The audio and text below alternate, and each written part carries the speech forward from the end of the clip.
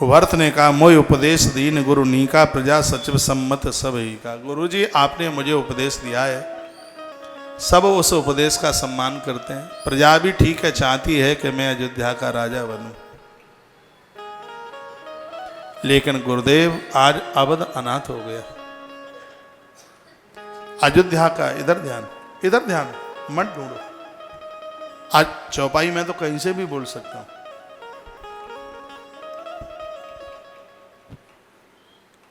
गुरुदेव अवध अनाथ हो गया, अयोध्या का अन्नदाता चला गया। गुरुदेव आज अयोध्या में जो भी हुआ है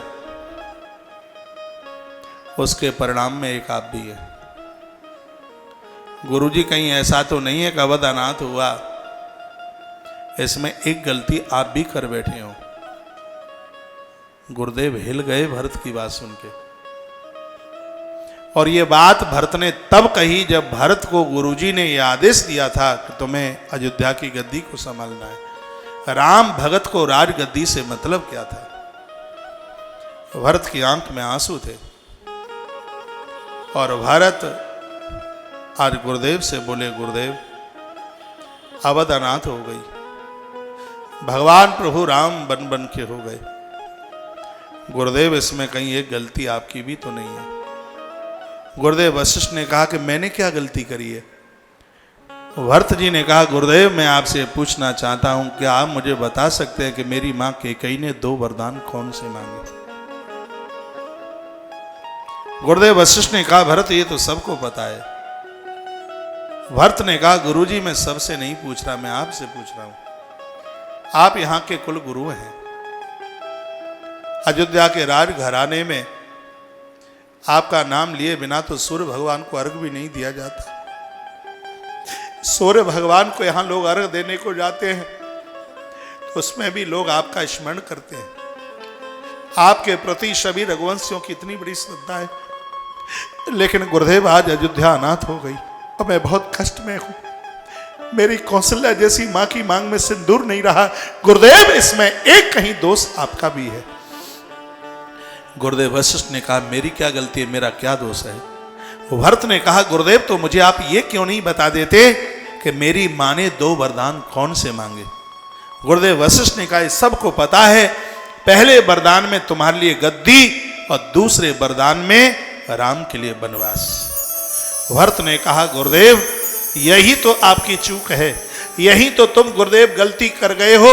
मेरी मां ने जो 2 वरदान मांगे, क्या आपने उन दोनों वरदानों को क्रम से पूरा किया? क्या नियम तो यह था कि मेरी मां ने पहले वरदान में मेरे लिए गद्दी मांगी तो पहले मुझे ननिहाल से बुलाकर अयोध्या की गद्दी का मुझे मालिक बना देना चाहिए था, लेकिन आपने ऐसा नहीं किया।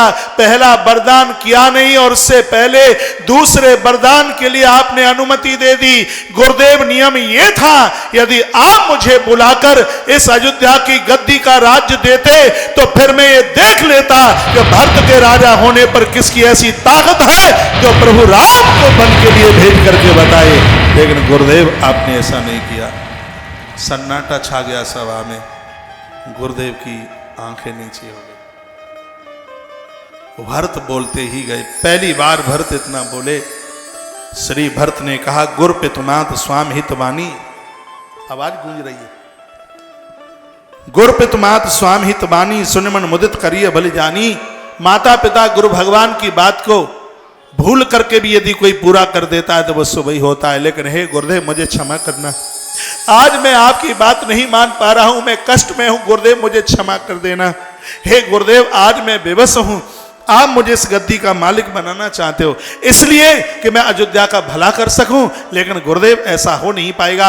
आप विचार कीजिए, अभी भरत अयोध्या का राजा नहीं बना, सिर्फ प्रस्ताव रखा गया। प्रस्ताव रखने पर अयोध्या में इतनी बड़ी अनहोनी हो गई, महाराज की मृत्यु हो गई, माताओं की मांग का सिंदूर उड़ गया और प्रभु राम बन करके हो गए। ये तो बिल्कुल ऐसा हो गया किसी बेटी की सगाई की जाए, अभी बारात आई नहीं, भांवर पड़ी नहीं, उससे पहले उसके देवर की दुर्घटना दुर्घटना में मृत्यु हो गई हो और अभी तक बारात आई नहीं है, उससे पहले उसके सासू ससुर की मृत्यु हो गई।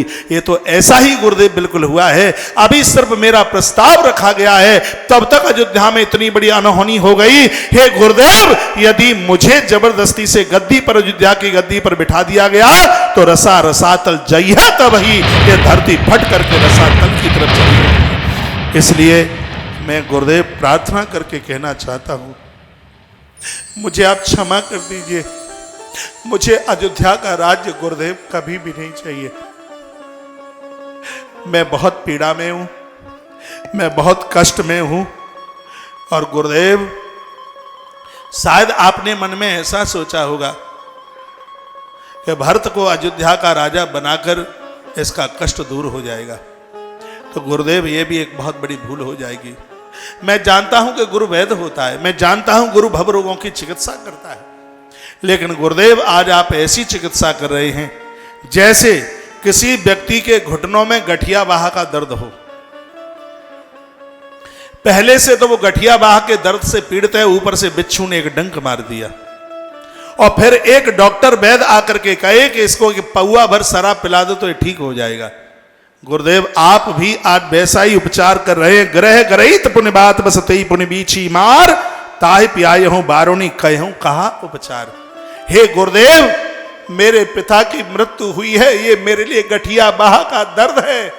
हे गुरुदेव, राम का वनवास हुआ, ये बिच्छू का डंक है, और आप राज मद की मदरा पिला करके, राजगद्दी की मदरा पिला करके मेरा उपचार करना चाहते हो, तो गुरुदेव मैं बिल्कुल नहीं ठीक हो पाऊंगा। भूल से भी मुझे यदि अयोध्या की गद्दी पर आपने बिठा दिया तो रसा रसातल जई है, तब ही ये धरती फट करके रसातल की तरफ चली जाएगी। इसलिए हे गुरुदेव, मुझे क्षमा कीजिएगा, मैं अयोध्या का शासन नहीं संभाल सकता। मुझ जैसे अपराधी, मुझ जैसे पापी को उस पवित्र गद्दी को आप सौंप रहे हो, जो गद्दी रघुवंश की है, जो महाराज आज की गद्दी है, वो गद्दी जहां देवराज इंद्र स्वयं राज तिलक करने के लिए से मृत्यु लोक में पधारे, उस अवध की गद्दी को एक अपराधी को आप दे रहे हो, जिसकी वजह से अयोध्या नाथ हो गई, जिसकी वजह से प्रभु राम बन बन करके हो गए, जिसकी वजह से अवध का अन्नदाता चला गया, जिसकी वजह से मेरी माता वैधव्य हो गई, और उस भरत को, उस अपराधी को आप इस अयोध्या का राज सौंप रहे हुए। गुरुदेव, ये बहुत बड़ी भूल हो जाएगी। आपके चरणों में मेरी प्रार्थना है, मेरी बीमारी अयोध्या की गद्दी से ठीक नहीं होगी। हे गुरुदेव, यदि मेरा उपचार आप करना चाहते हो, मुझे ठीक करना चाहते हो, तो आपन दारुण दीनता कहूं सबई सुनाय, देखे बिन रघुनाथ पद जिय की जरन जाए। गुरुदेव, मेरी छाती में आग लगी है और ये कुएं के जल से, सरयू के पानी से आग बुझने वाली नहीं है। जब तक मैं प्रभु रघुनाथ के चरणों का दर्शन नहीं कर लूंगा, तब तक मेरे हृदय की आग बुझने वाली नहीं है। गुरुदेव, आपके चरणों में मेरी प्रार्थना है, मेरी बात को आप स्वीकार कर लें। मैं जानता हूं कि मैं अपराधी हूं, मैं जानता हूं कि मैं उस अभागिन केकई की कोख से मैंने उसे जठर से जन्म लिया है, लेकिन गुरुदेव, एक ही आप है मन माही। मेरे तो मन में बस एक ही बात आई है, प्रातः काल चली हूं प्रभु पर ही। मैं प्रातः होते ही चित्रकूट जाऊंगा, प्रभु के चरणों में वंदन करूंगा, प्रणाम करूंगा, उनके चरण पकड़ लूंगा, उनको मैं कहूंगा, प्रभु इस अपराधी दास को भी आप स्वीकार कर लीजिए, आपके चरणों के अलावा मेरे लिए कहीं ठौर नहीं है। मैं जानता हूं कि मैं अपराधी हूं, यद्यपि मैं अनभल अपराधी, भई मोय कारण सकल उपाधि। मैं अपराधी हूं, अयोध्या मेरी वजह से अनाथ हुई है, लेकिन फिर भी तदपि शरण सन्मुख मोहि देखी, क्षम सब करी हैं कृपा विशेखी। भगवान प्रभु राम बड़े दयालु हैं, मुझे अपने सन्मुख देखते ही वो मुझे क्षमा कर देंगे। गुरुदेव, मुझे पता है कि सरयू के किनारे पर जब हम खेलते होते थे तो मेरी पराजय भी होती थी, तो भगवान खुद हार जाते थे, मुझे उठाकर अपने कंधे पर बिठा लेते और कहते थे कि आज के खेल में मेरे भक्त की विजय हुई है। वो यही हमेशा कहते थे, हे गुरुदेव, मुझे क्षमा कर दो और मुझे अनुमति दे दो, मुझे आज्ञा दे दो कि मैं प्रातः होते ही, मैं सुबह होते ही मैं वन के लिए प्रस्थान करूंगा, प्रभु के चरणों में अपना मत्था रख दूंगा। उनसे मैं क्षमा मांगूंगा और मुझे विश्वास है कि भगवान मेरे अपराधों को भूल करके मुझे क्षमा कर देंगे। ज्यों ही भरत ने चित्रकूट जाने की बात कही, आज अयोध्या के हजारों हजारों नर नारी दोनों भुजाएं उठा करके कहने लगे, भरतलाल की जय हो, भरतलाल की जय हो, भरतलाल की जय हो। सब श्री भरत के लिए जय जयकारे लगाने लगे।